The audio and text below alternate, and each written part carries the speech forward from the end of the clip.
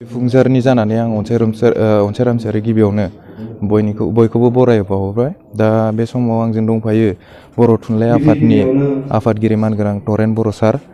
बिथाङा दिनैनि हाबाफारियाव जा बुदला दैमारिनि बान्द्रा आसाराव बिसम्बि बेखेवगिरि महरै आलासि नुजाथिफैदों। दा सारनिफ्राय जों माखासे खोथा मिथिनो लुगैगोन। सारा दा बे समाव नोंथांनिफ्राय मिथिनो लुगैगोन, दा जि आथिखालाव दुलाराय बाथौ गौथुमा जि मावगासिनो दङ, बे मावनाय हाबाफारिया बर' हारि आरो समाज फोसाबनायाव जांख्रिथायारि फोसाबनाय लाबोदों होननानै नोंथाङा नोंनि सानो ना साना बेखौ? दिनै जोङो बाथौ धोरोमा बर'नि गुदि धोरोम आरो बे बाथौ धोरोमखौ 1992 मायथाइयाव जोङो आब्रुथि महरै जोङो अल बड' बाथौ रिलिजियास इउनियन दादोंमोन।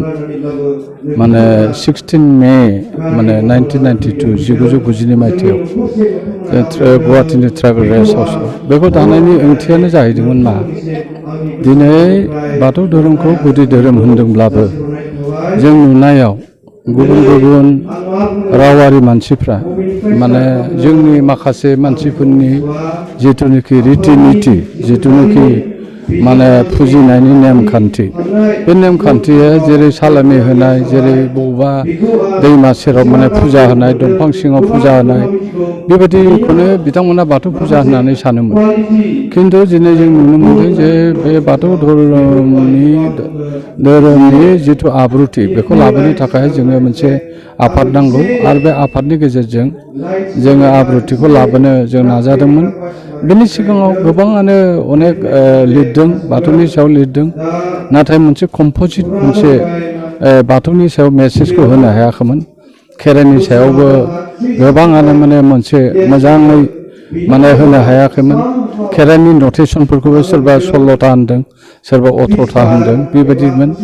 दा मोनसे बे कमिटि बाथौ गौथुम दानायनि उनाव जोङो मोनसे आब्रुथियाव फैबाय आरो साब कमिटि दानानै होबाय जोङो दालाइ आफाद, जेरै लाइमोन आफादफोर दं, बा बेबायदिनो दौरि दौसि गिसिया बेबायदि दानानै होदों, बा बेबायदिनो जोंहा माइनाव आफाद दङ। आरो दिनै जों नुनो मोनदों जे बे आर'ज जिथु बर'नि बाथौनि जिथु आर'ज, बे आर'जआ मोजां आब्रुथि गोनां हिसाबै गैयामोन। खिन्थु बे बाथौ गौथुम दानायनि उनाव बे आब्रुथिया फैदों, मोनसे कम्प'जिट बे ज' माबाया फैदों। आरो दिनै जोङो सम नायै बुब्लि नायनानै जोङो बे बाथौ आर'जखौ गाबनाय जायो, इसोरखौ गाबज्रिनाय जायो, बोराइ बाथौखौ गाबज्रिनाय जायो, जाहाथे जोङो समाजनि मानसिफ्रा जाहाथे मोजाङै थांनानै थानो हायो, समाजनि मानसिफ्रा जाहाथे गाहामै गाहाम रामै थांनानै थानो हायो।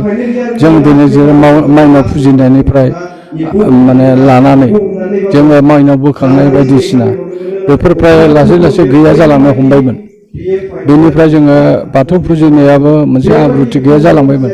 दा एसे आब्रुथिया फैबाय, नाथाय दुखु नांथाव बाथ्राया बेनो जे माने बाथौ धोरोमखौ माने बेनि बिमुं जिथु बाथौ धोरोम बे थिगैनो दंमोन, नाथाय गुबुन गुबुन बिदि गुरु ओंखारनानै बाथौखौ माने एसे गुलाय गुजाय खालामनायबो जों नुनो मोनदों। बेयो जोंनि थाखाय मोजां माबा नङा।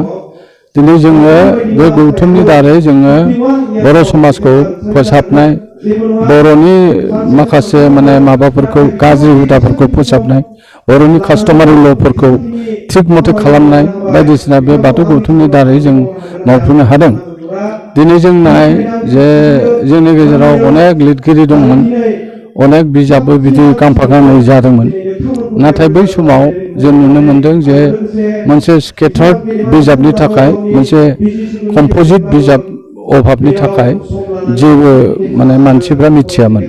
दा बेनिखायनो जों होनदों जे बाथौ धोरोमखौ, बे बाथौ काल्टखौ जोङो बाथौइजमखौ गोसारहोनो थाखाय, गुबुन हारिनि गेजेराव लांनो थाखाय, बा जोंनि गेजेराव एलाइट ग्रुपनि मानसिफोरखौ बुजायनो थाखाय जोङो इंलिसावबो आरो गुबुन रावावबो जोङो लिरनांगौ। आरो बिनि जिथु 5 तत्व, जिथु मोनबा जिथु आसार, बे आसारखौ जोङो माने फोसावनो नाजानांगौ। बयबो माने जोंहा एलाइट ग्रुपनि मानसिफ्रा आवगायबोनांगौ। दिनै बाथौ गौथुमनिल' सोद्रोमा बिथांमोनहा नङा, बिबानगिरिफोरा नङा, जोंनि माखासे लेखा गोरों मेगन गुनु जायफोर दङ, गोरों मानसि दं, बिथांमोनहाबो बे बाथौ धोरोम जौगानायाव, बे बाथौ धोरोमखौ आब्रुथि महर होनायाव बिथांमोनहाबो आवगायबोनांगौ। दिनै जोङो नुनो मोनदों बुद्धौला दैमारिया गुदिनिफ्रायनो बियो बाथौ धोरोमजों लोब्बा थानानै दिनै बिथाङा खामानि मावबोदोंमोन। दिनै जोङो मथुर बसुमतारी, होननाय जयनारायण बसुमतारी, बेबायदि जोङो अनेक जोंनि गेजेराव दंमोन, बानेश्वर बसुमतारी, रुपनाथ बसुमतारी, आरो बिनि सिगाङाव जोंहा तुकाराम बसुमतारी, बिनि सिगाङाव भुमेश्वर बसुमतारी, बिनि सिगां जोंहा भबेन नार्जीआबो लिरदोंमोन। नाथाय बेफोरो बे लिरनाया जोंनि बर' मानसिफोरनि गेजेराव बियो माबा मोनसे पारमानेन्ट मोनसे गोजोर जानानै थायाखैमोन। बेयो सारलानानै दंखाय इयुन जोलैया बेखौ फरायनायनि खाबुखौ मोनामोन, आरो गेजेरनि जिथुनिखि जायफोर मेगन गुनुफोर बिसोरबो फरायनो खाबु मोनामोन। दाथ' बेखौ लासै लासैनो बाथौ गौथुमनि गेजेरजों बेफोरखौ माने गासैबो माने मोजां माने महर होनो हादों, आरो बाथौ आर'जखौबो महर होनो हादों।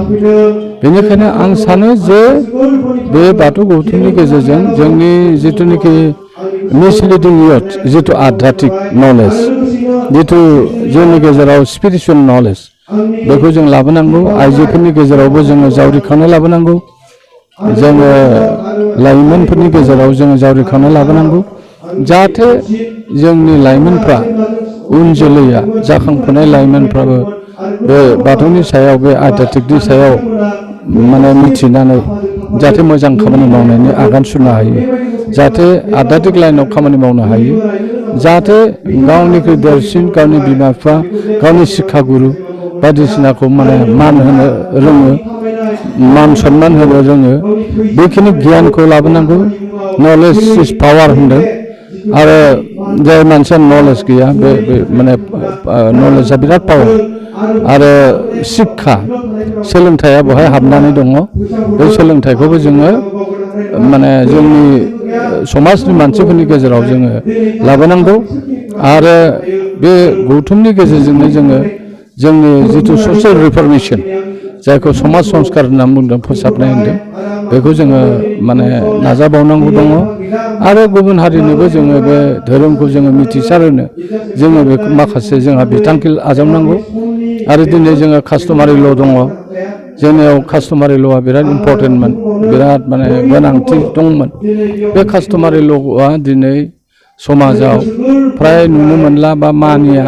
बे कास्टमारि ल'खौ, बे बादफोरखौ जोङो फोसावनांगौ, जाहाथे जोंनि गेजेराव गाज्रि हुदाया खारो, गाज्रि साननाया खारो, जोंनि गेजेराव माने बे गाज्रि मोनसा मोनसि मोनलायनाया जाहाथे बे धोरोम फोसावनायनि गेजेरजों जोङो मोजां लामायाव जोङो आगान सुरनो हायो।